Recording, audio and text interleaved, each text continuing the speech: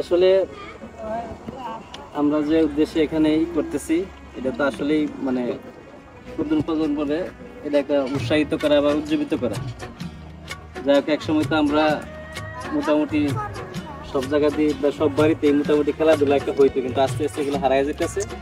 আমরা যাতে ভবিষ্যতে এই খেলাধুলার বিষয়টা নিয়ে এগোতে পারি, যা নিয়ে এসে সবাইকে একটু উদ্বুদ্ধ করা আর সচেতন করা, আর নিজেরা একটু উৎসাহিত করে এটা যাতে আস্তে আস্তে বাঁচিয়ে রাখা যায়। আজকে নেশা তখনই ঢুকতে পারছে যখন এই খেলাধুলা হারায় গেছে। খেলাধুলা মানে মানসিক যে বিকাশটা ঘটে এটাই খেলার মাধ্যমে ঘটে, এখান থেকে ভালো কিছু বের হয়। সুতরাং আমাদের এই খেলাধুলাটাকে কি বাঁচায় রাখতে হবে, এজন্য যুব সমাজকে খেলামুখী হতে হবে। হ্যাঁ, আশা করি আমরা খেলাধুলার প্রতি আরো বেশি প্রাণবন্ত হব। ঠিক আছে, থ্যাংক ইউ। কাকাকে ধন্যবাদ, কাকা উদ্বোধন করে দিবে। কাকা প্লিজ।